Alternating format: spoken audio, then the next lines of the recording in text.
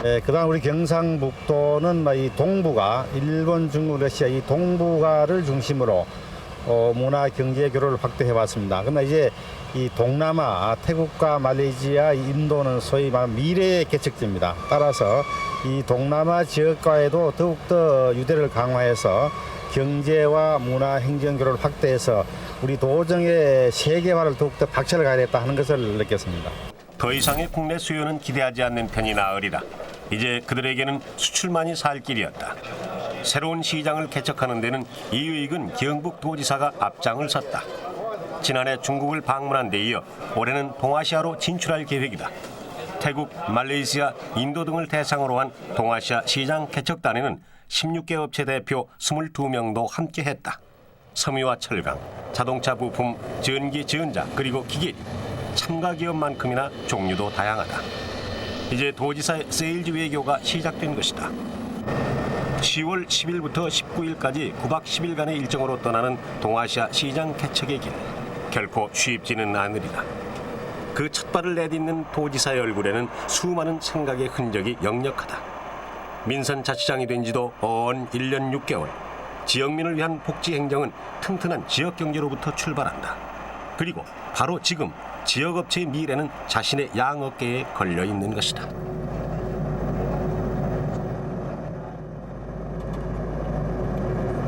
주로 이번에 가는 시장 개척단에 참여하는 기업체분들이 대부분 중소기업입니다. 따라서 이 중소기업의 애로가 정보 부족이고 또 이 상담을 하려고 해도 상대가 신뢰를 해주지 않기 때문에 그런 여러 가지 불편이기 때문에 이번에 지방정부의 지사로서의 어떤 신뢰를 상대국에 확인을 시켜주고 또 장소를 만들어주고 또 정보를 제공해주고 이렇게 해서 어려운 중소기업의 여러 가지 해외 시장 개척에 불편한 점을 우리 도가 앞장서 해결해주는 그런 노력이 이번에 첫째 필요하고 또 상대국의 주지사들과 만나서 앞으로 여러 가지 교류 문제에 대한 협력 또 우리 기업이 앞으로 진출할 때 여러 가지 혜택 이런 문제들을 앞장서서 해결해 주는 것이 지사의 임무와 책임 아닌가 이렇게 생각합니다.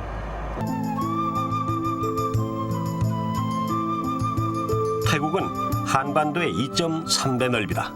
그 안에 6천만 명의 사람들이 살고 있는데 전체 인구의 90%는 불교 신자다. 열대 몬순 기후에 속하는 태국은 10월이라 해도 여전히 후덥지근한 날씨다. 태국의 수도 방콕은 동남아 최대의 국제 항공 도시답게 1년 내내 관광객의 발길이 끊이지 않는다. 우리나라는 태국에다 주로 철강과 화학 제품을 수출해서 연간 14억 달러의 흑자를 보고 있다. 앞으로의 시장 규모가 더욱 기대되는 곳이다. 예, 제가 보기에는 그 잠재력은 굉장히 무한하다고 봅니다. 왜 그러면 이 태국이 여러분도 잘 아시겠지만 그 미얀마, 라오스, 캄보디아, 그다음에 이제 말레이시아도 국경을 접해 있고 또 중국 그 남부하고도 연결이 돼 있습니다. 그래서 지리적으로 봤을 때 인도 차이나의 중심 지역입니다. 그리고 이 생산 기지화되고 있기 때문에 여기에서 만든 제품이 상당히 그런 나라로 수출이 되고 있습니다. 그래서 이 태국에 대한 진출은 인도 차이나 전체에 대한 시장 개발 측면에서 굉장히 중요한 거점이라고 일단 말씀드리겠습니다. 태국 수도 방콕에서 시장 개척단의 첫 상담이 이루어졌다. 호텔 회의실에 마련된 상담장에는 예상 외로 많은 사람들이 붐볐다. 180여 명의 현지 바이어가 찾아온 것이다. 16개 업체의 기업 대표들은 저마다 준비해온 자료와 샘플을 쓴 모이며 현지의 유력 바이어와 진지한 상담을 했다. 태국어를 공용어로 쓰고는 있지만 동남아시아에서는 영어가 널리 쓰이고 있어서 기업인의 어학 실력도 경쟁력이라는 걸 새삼 실감할 수 있었다. 그러나 잠시 후 도지사의 등장으로 분위기가 바뀌었다. 시장 개척단의 단장답게 이번에는 도지사가 직접 나섰다. 상담장을 둘러보며 격려도 하고 도지사의 이름을 걸고 보증도 쓴다. 도지사의 이런 적극적인 세일즈 외교는 그 즉시 효과가 나타난다. 그의 푸근한 웃음을 보고 바이어들은 손을 먼저 내민다.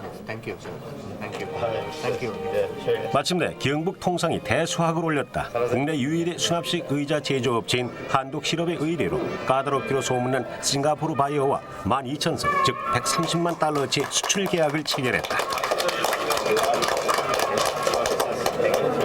Okay, in Singapore, of course, we are now also going into a process of going to sports activities because the government felt that health is important. So therefore, they have to build many more sports complexes, and there will be potential for products like Handok, where they have to have telescopic seating for multi-purpose use. That is where they can have competition at the same time for local practices. And I believe that Handok products are as good as other international products, and they are also competitive. 오후가 되자 상담장은 더욱 활기를 띠었다. 예성선제공업의 최항범 대표에게도 마침내 상담 의뢰가 줄을 이었다. 이제서야 최 사장의 얼굴이 펴진다. 결국 최 사장은 태국의 현다이사와 동선 145만 달러어치의 수출 계약을 맺었다.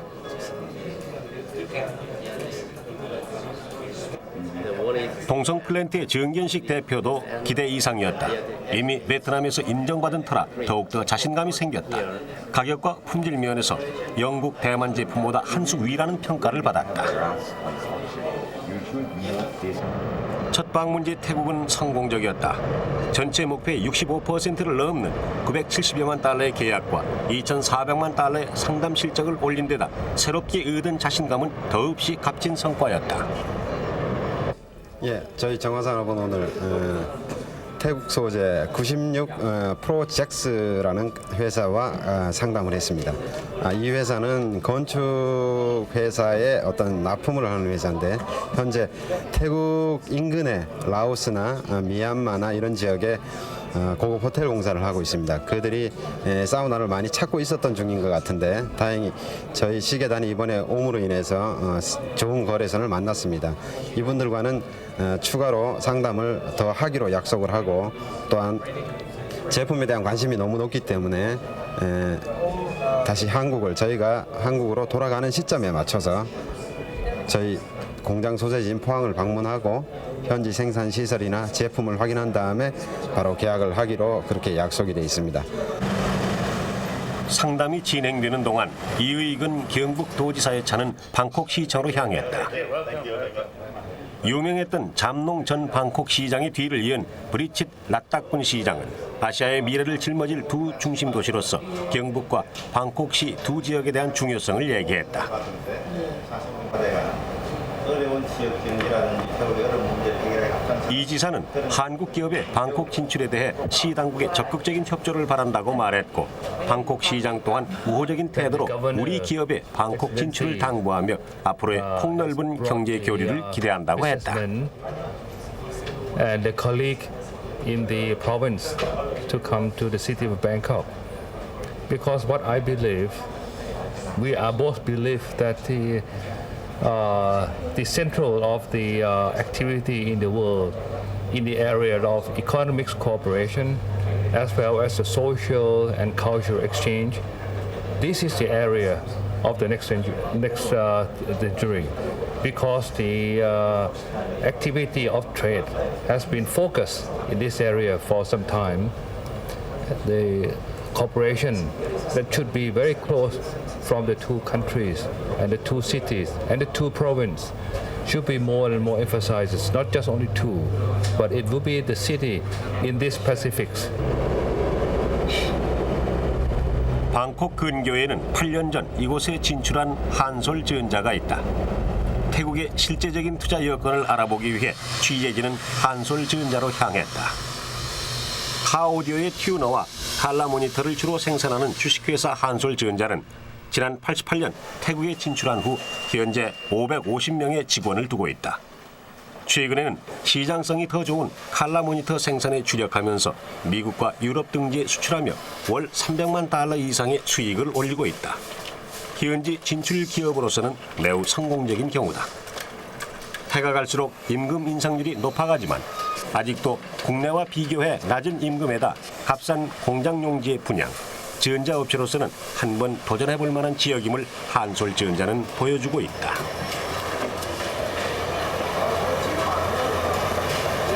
예, 저는 태국의 진출 이유는 전자업계에서는 괜찮습니다. 첫 번째 이유가 지금 이쪽 시장이 상당히 확대일로로 있고, 두 번째는 부품 조달이 가능합니다. 굳이 한국에서 핵심 부품 외에는 거의 여기서 부품 조달이 가능하고, 세 번째 수출을 했을 때는 GSP 혜택을 받습니다. 그런 문제를 고려할 때 태국 쪽은 아직 메리트가 있다는 걸로 봅니다. 말레이시아어로 진흙의 하구란 뜻의 쿠알라룸푸르는 나란히 솟은 쌍둥이 빌딩으로 유명한 곳이다. 이슬람교를 국교로 하는 말레이시아는 33만 평방킬로미터 면적에 2천만 명의 사람들이 모여 사는데 인구의 30%를 차지하는 화교가 말레이시아 경제의 실권을 쥐고 있다. 세계 각국의 기업 투자가 늘고 있는 가운데 특히 일본 기업의 진출이 활발하다. 오는 2020년에는 선진국에 진입한다는 목표하에 비전 2020이라는 중장기 경제계획도 실시 중에 있다. 따라서 현재 건설 붐이 일고 있는 곳이 바로 말레이시아다. 최근에는 또 상대적으로 경제력이 약한 말레이시아 원주민을 위해 부미 푸트라라는 말레이 원주민 우선 정책을 쓰고 있다. 따라서 화교보다는 말레이 원주민과 수출 상담을 하면 절차 면에서 한결 수월하리라는 얘기다. 이런 말레이시아 경제 상황은 바이어와의 상담에 있어서 중요한 변수가 되기도 한다. 불만족스러운 그런 업체도 있으려고 생각이 됩니다. 그렇지만은 전체적으로 이번 사실 Noida Export Processing Zone was set up about 10 years ago. It has come of age. It provides good infrastructure. It is close to Delhi. Manpower is available at very competitive rates. And there are financial institutions around. Transportation facilities are at hand.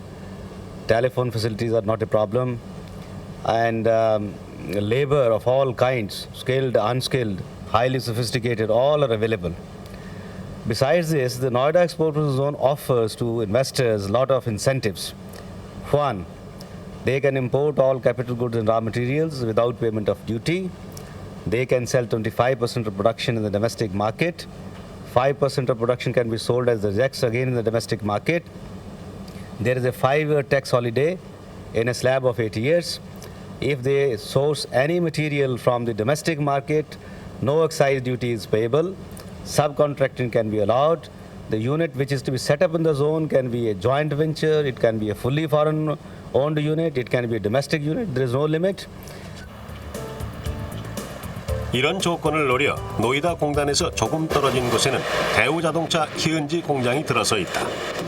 인도에 진출해 있는 국내 기업 가운데서도 월등한 지위를 차지하고 있는 기업이 바로 대우자동차다.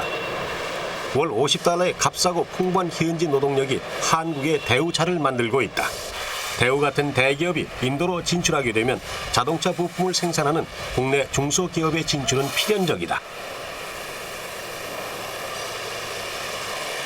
국내 수요 한계를 느낀 에나 인더스트리의 신철수 대표는 인도 시장 진출 가능성을 위해 대우를 견학하며 자사 제품의 진출 여부를 꼼꼼히 따져본다.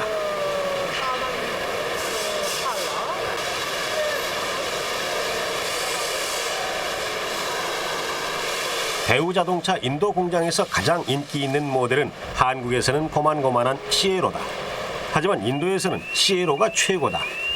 이런 인기를 얻고 대우자동차는 생산 확대를 위해 현재 새로운 공장을 건설하고 있다.